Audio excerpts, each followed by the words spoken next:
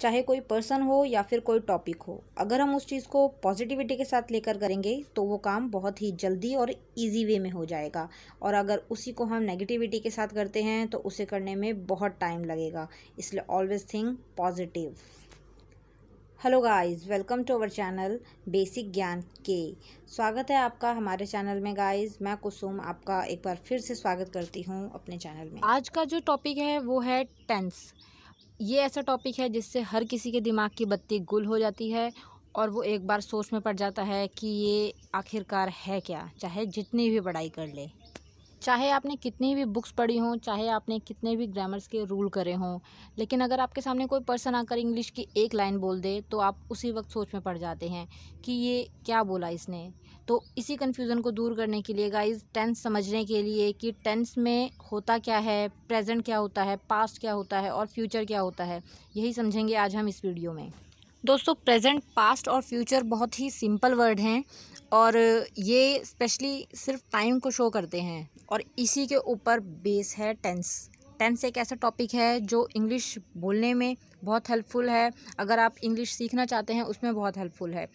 सबसे पहले आपको यहाँ पर किसकी नॉलेज होनी चाहिए? प्रेजेंट, पास्ट एंड फ्यूचर के सेंटेंस को पहचानने की, और वही हम इस वीडियो में करेंगे। तो बिल्कुल भी आपको घबराना नहीं है।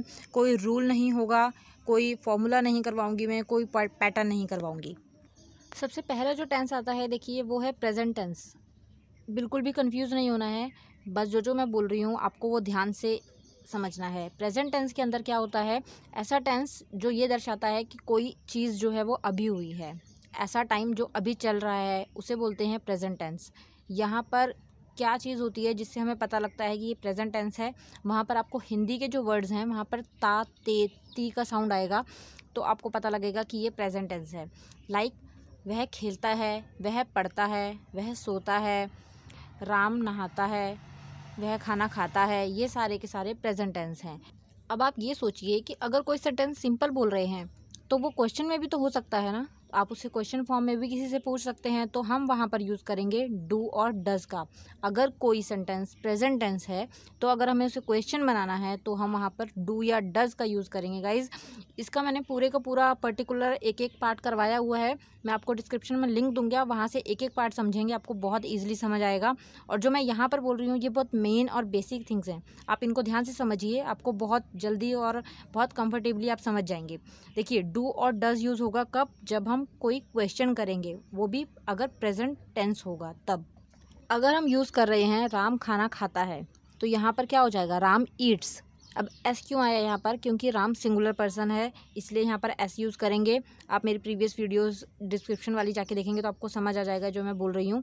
तो एस यहाँ पर यूज़ हुआ। राम ईट्स, राम खाना खाता है। और अगर मुझे उसका क्वेश्चनिंग फॉर्म बनानी है तो वहाँ पर आ जाएगा डज राम ईट।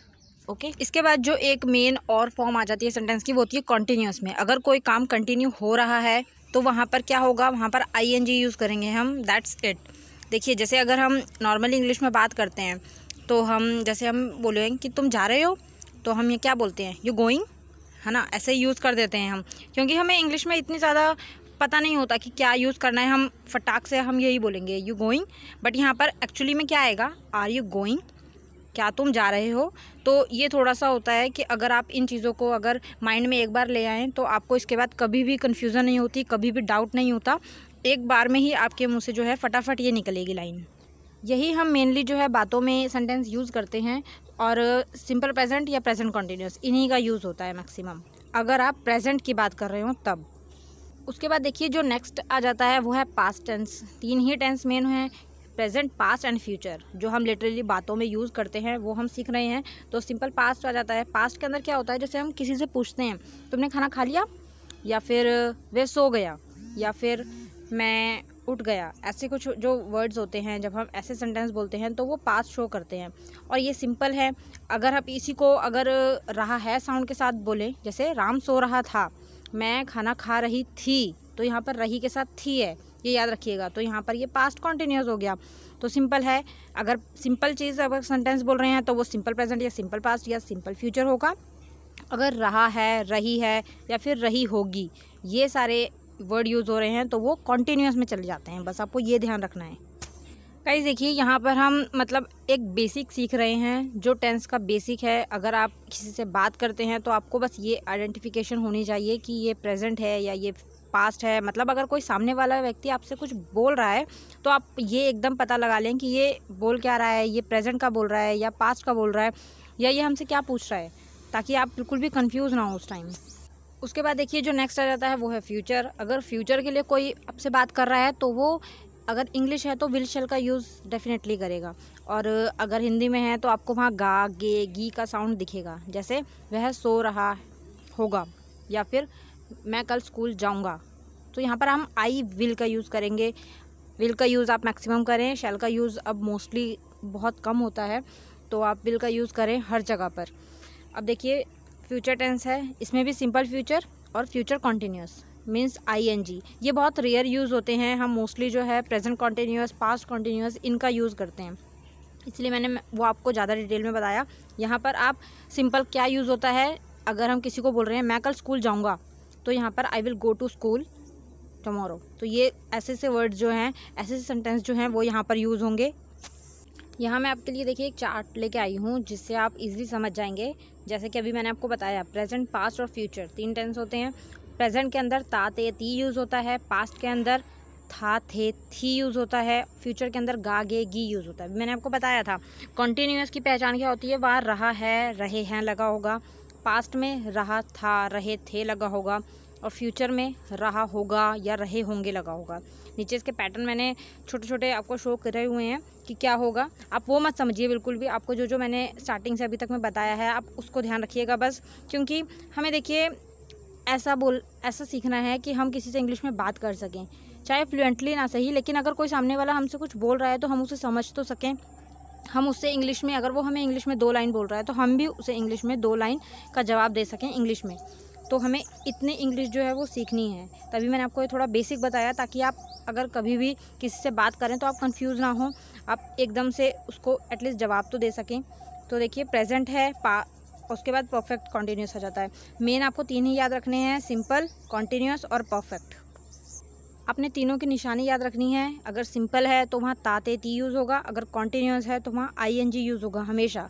अगर वो प्रेजेंट है तो इज एम आर, और पास्ट है तो वॉज वर, और अगर परफेक्ट है तो वहाँ हैज़ हैव या हैड यूज़ होगा। गाइज हैज़ और हैव जो है वो हमेशा प्रेजेंट परफेक्ट में यूज़ होता है, और हैड हमेशा पास्ट परफेक्ट में यूज़ होता है। और यहाँ पर वर्ब की फॉर्म हमेशा थर्ड लगती है, यह आपको ध्यान रखना है, ये बहुत इंपॉर्टेंट है। तो ये थोड़े से मैंने आपको रूल बताए।